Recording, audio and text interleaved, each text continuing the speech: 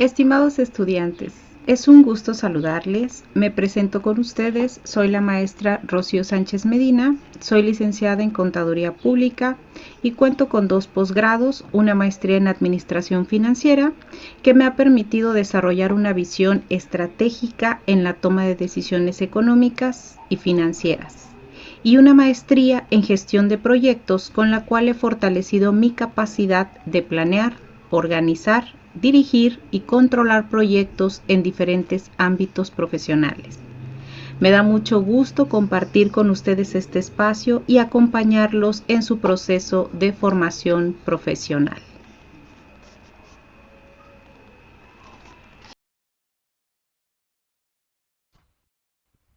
Bienvenidos. En esta cápsula vamos a hablar de la adquisición de bienes inmuebles por extranjeros y los órganos de regulación y control. La evolución histórica y justificación filosófico-jurídica de la restricción territorial. La prohibición de que los extranjeros adquieran el dominio directo sobre tierras y aguas en las zonas fronterizas y litorales del país no es un capricho legislativo contemporáneo, sino el resultado de dolorosas experiencias históricas de México durante el siglo XIX. Las intervenciones extranjeras, la pérdida de más de la mitad del territorio nacional tras la guerra con los Estados Unidos y los intentos de colonización e independencia de territorios como Texas y la Alta California sembraron en la conciencia jurídica mexicana una profunda desconfianza hacia el asentamiento descontrolado de extranjeros en los límites geográficos del Estado. Durante el Porfiriato, de 1876 a 1911, las políticas de deslinde de tierras baldías y la entrega de enormes concesiones a compañías deslindadoras extranjeras agravaron la vulnerabilidad geopolítica del país. Al estallar la Revolución Mexicana en 1910, uno de los reclamos más urgentes de las diversas facciones revolucionarias fue la recuperación de la soberanía territorial y el control de los recursos naturales. El Congreso Constituyente de Querétaro de 1916 a 1917 plasmó esta doctrina de seguridad nacional en el artículo 27 de la Constitución Política de los Estados Unidos Mexicanos. Los constituyentes consideraron indispensable establecer un cordón de seguridad o una zona de exclusión, donde el dominio directo de las tierras estuviera estrictamente reservado a los ciudadanos mexicanos por nacimiento o por naturalización y a las sociedades mexicanas. El propósito fundamental no era impedir el desarrollo económico, sino garantizar que las porciones del territorio que servían de frontera con otras naciones o de contacto con los mares no pudieran ser reclamadas o controladas directamente por gobiernos extranjeros a través de sus ciudadanos, evitando el fenómeno histórico de la protección diplomática armada o reclamaciones extranjeras de propiedad. El marco constitucional del artículo 27, fracción 1. La fracción 1 de este artículo introduce la llamada cláusula Calvo y las limitaciones específicas a la capacidad jurídica de los extranjeros.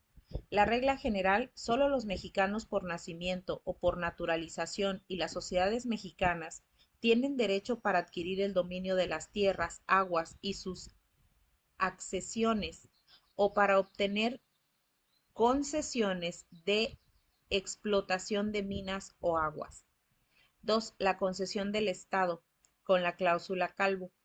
El Estado podrá conceder el mismo derecho a los extranjeros siempre que convengan ante la Secretaría de Relaciones Exteriores en considerarse como nacionales respecto de dichos bienes y en no invocar por lo mismo la protección de sus gobiernos, por lo que se refiere a aquellos bajo la pena, en caso de faltar al convenio, de perder en beneficio de la nación los bienes que hubieren adquirido en virtud del mismo, y la prohibición absoluta, la zona restringida.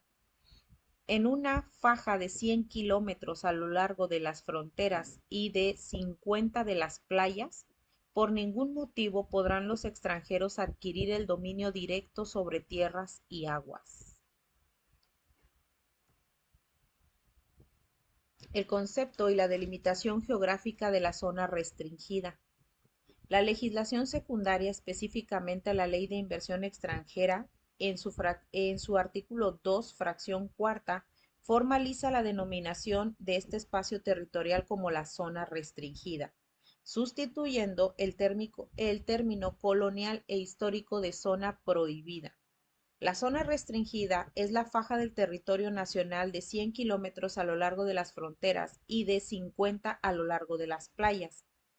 Para entender con precisión los alcances de esta definición, es necesario analizar sus criterios geodésicos. 1. La faja fronteriza de 100 kilómetros se mide en línea recta y perpendicular a través de los límites políticos y geográficos exactos que dividen la República Mexicana con los Estados Unidos de América en el norte y con Guatemala y Belice en el sur. La franja costera de 50 kilómetros se traza tierra adentro a partir de la línea de la pleamar máxima, el punto más alto que alcanzan las aguas marinas en la costa. Esta faja abarca no solo las playas propiamente dichas, sino zonas urbanas, suburbanas y rurales completas que caen dentro de este límite. La imposibilidad de que los extranjeros adquieran el dominio directo en estas zonas generó tensiones con el desarrollo del turismo y la industria inmobiliaria de exportación. Ante esto, el legislador mexicano diseñó mecanismos legales que permiten el aprovechamiento económico y habitacional de estos espacios sin violar el mandato del texto constitucional.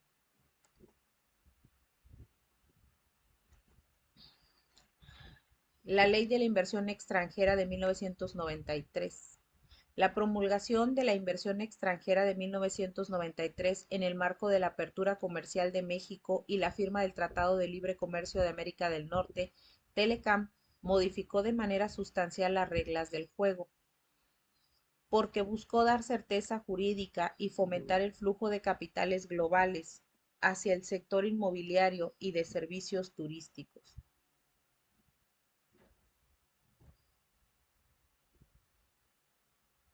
El fideicomiso en zona restringida como vehículo de inversión. El fideicomiso en la zona restringida es un contrato mercantil formalizado en estructura pública mediante el cual se constituye un patrimonio autónomo para el uso y aprovechamiento de un inmueble a favor de un tercero extranjero.